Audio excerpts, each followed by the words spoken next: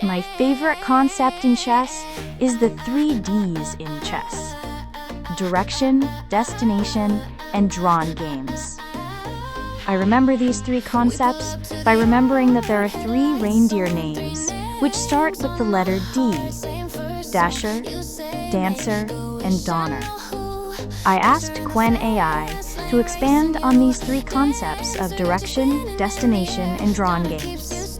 Qwen AI wrote, "The concept of directing chess pieces toward a specific area of the board, often described metaphorically as drawing an arrow, represents a profound cognitive and strategic approach to the game. This methodology is not merely a mechanical sequence of moves, but a proactive mental framework that transforms abstract positional imbalances into concrete, actionable plans. It encapsulates the essence of high-level chess thinking, which involves spatial reasoning, long-term planning, and the ability to synthesize disparate elements of the position into a unified whole. At its core, drawing an arrow signifies a conscious decision to focus one's efforts on a particular sector of the board, moving beyond reactive defense to establish a clear, goal-oriented offensive or defensive posture.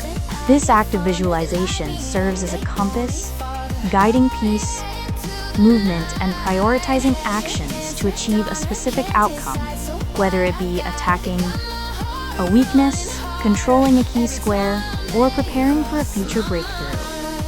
This strategic mindset directly addresses the immense complexity of chess by breaking down the board into manageable, targeted objectives. Instead of considering all possible moves, a player employing this technique narrows their focus to the path defined by the arrow. This focused attention enhances efficiency, allowing for more effective piece coordination and quicker identification of relevant tactical opportunities. The process is deeply intertwined with the principles of piece activity and coordination. A piece's value is significantly enhanced when it contributes to a collective effort directed at a common target. The arrow, therefore, acts as a directive for this collective action, ensuring that individual piece movements are not isolated events, but parts of a larger, synergistic plan. For instance, a rook's advance along a file becomes meaningful only when it aligns with the overall objective, perhaps to join other pieces converging on the enemy king's position. The application of this framework demonstrates the transferable nature of chess skills to other complex domains, where strategic planning and resource allocation are critical. Just as a business strategist might identify a market weakness and direct resources to exploit it, a chess player identifies a structural vulnerability in the opponent's camp and directs pieces to exploit it. This parallel highlights the game's utility as a model for studying human brain functions related to strategic decision-making and problem-solving under uncertainty. The arrow is the manifestation of this higher-order thought process, converting a perceived opportunity into a structured plan of action. It requires a player to look beyond immediate threats and consider the potential for creating future ones, a hallmark of advanced positional understanding. The ultimate goal is to create a situation where the opponent is overwhelmed by coordinated pressure from multiple fronts, making it difficult for them to find adequate defenses against all threats simultaneously. This strategic depth is precisely what makes chess a compelling subject for research into artificial intelligence, particularly in developing systems capable of robust strategic reasoning rather than just tactical calculation. Stage 1. Identification and target selection. The initial and most critical stage of the directed convergence strategy is the identification and selection of a target area, a process akin to drawing the arrow on the board. This decision is not arbitrary. It is rooted in a careful assessment of the current position for imbalances, weaknesses, and potential opportunities. Experienced players analyze the board to find a focal point that can serve as the objective for their coordinated efforts. The sources provide several key criteria for this crucial first step. which involve examining the static pawn structure and the dynamic placement of pieces. One primary trigger for targeting is the presence of weaknesses in the opponent's pawn formation. These can include backward pawns, isolated pawns, doubled pawns, or weak squares created by pawn advances or retreats. For example, a blocked pawn chain can naturally suggest a line of attack running through the center of the chain, as a player might draw an arrow starting from the closest blocked pawn and extending through the others. Similarly, a capture such as cxb6 can create lasting structural damage, giving white time to play cxd6 and severely weaken black's pawn structure, thereby establishing a clear target for a future attack. Beyond static pawn weaknesses, the dynamic element of piece activity plays a significant role in target selection. An underdeveloped flank, an uncastled king, or a poorly placed enemy piece can all become prime targets for a directed assault. For instance, a heavy piece on the b-file might be considered a target for an attack on the queen side, prompting a player to direct their own pieces accordingly. Conversely, a player might identify a strong bishop on a long diagonal and decide to use it as the spearhead of an attack on the opposite wing, thus drawing their arrow towards the enemy monarch's position. The desire to control the center of the board is another powerful motivator for target selection. Key central squares like d4, d5, e4, and e5 are natural targets for piece deployment, and open files or diagonals emanating from these squares serve as ideal channels for directed attacks. The opening of a file, such as the f-file, can energize a player's pieces and enable them to increase pressure on the king side, providing a clear vector for their directed forces. The choice of target is highly dependent on the unique characteristics of each position and reflects a player's style and immediate tactical possibilities. A positional player might focus on methodically undermining a pawn structure over many moves, while an aggressive attacker might seek to launch a lightning-fast assault on a vulnerable king. Regardless of the specific target, the act of choosing one and committing to it provides the clarity and direction necessary to execute a coherent strategic plan, transforming the board from a chaotic collection of pieces into a structured battlefield with a defined axis of attack. This initial cognitive step is the foundation upon which the entire strategy of directed convergence is built. Stage 2. Mobilization and preparatory maneuvers. Once a target has been identified and the arrow drawn, the second stage of the strategy involves the mobilization and preparation of pieces to execute the plan. This preparatory phase is characterized by a series of deliberate moves designed to reposition pieces into optimal attacking formations, open lines, and diagonals for their entry into the target area, and undermine the opponent's defenses. This stage is critical because a premature or ill-prepared attack is unlikely to succeed. The sources indicate that successful mobilization hinges on a deep understanding of piece coordination and the creation of favorable tactical conditions before the final convergence occurs. One of the most common preparatory actions is the opening of files or diagonals. By advancing pawns, a player can create pathways for their heavy pieces, such as rooks and queens, to pour into the opponent's position.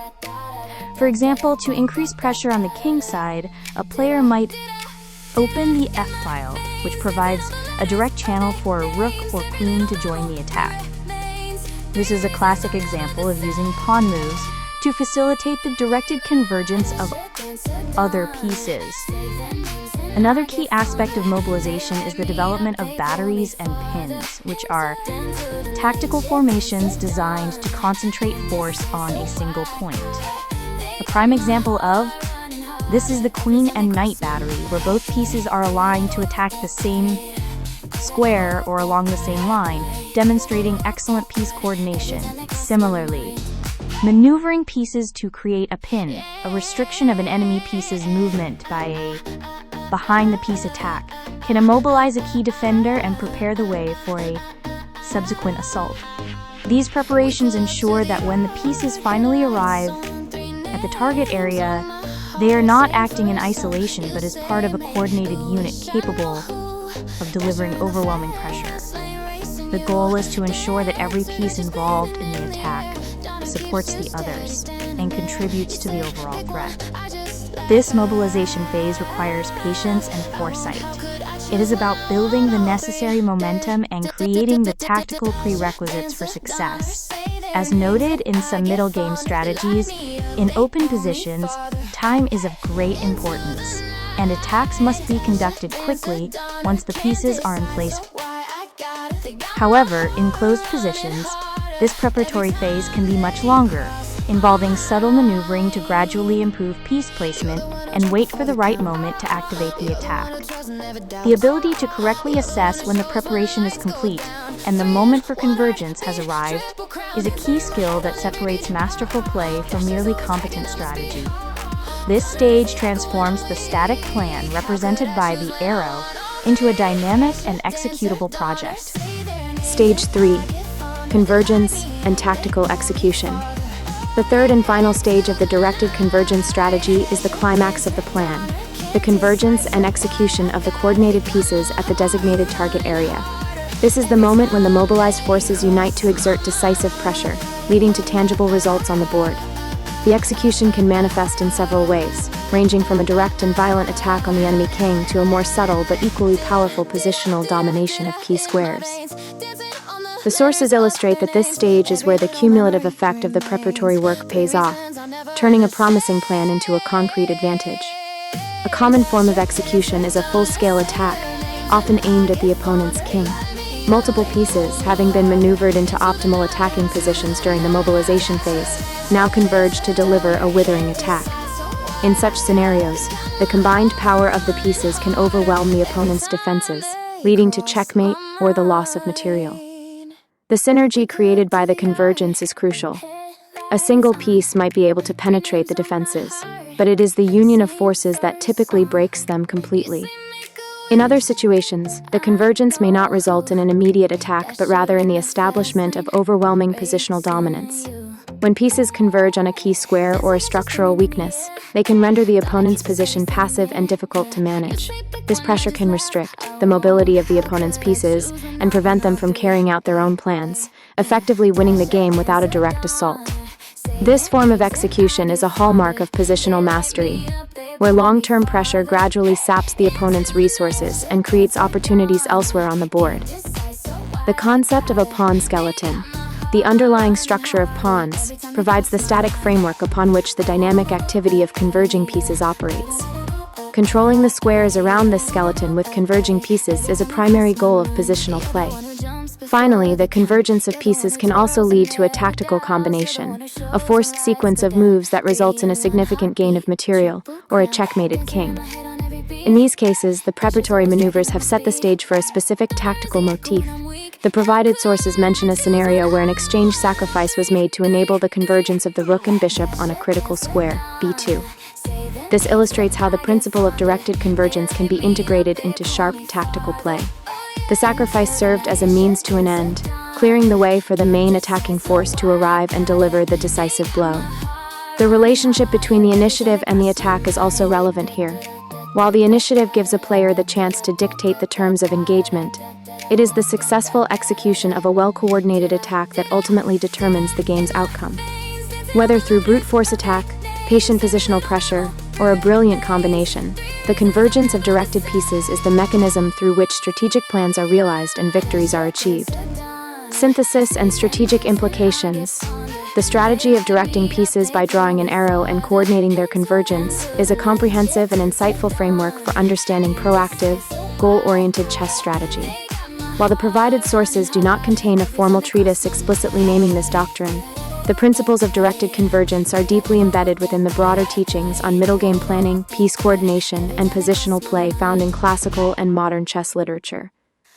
The analysis reveals that this strategy is not a rigid system, but rather a flexible cognitive tool that enables players to transform the abstract goals of chess, such as controlling the center, ensuring king safety, and improving piece activity, into concrete, actionable plans.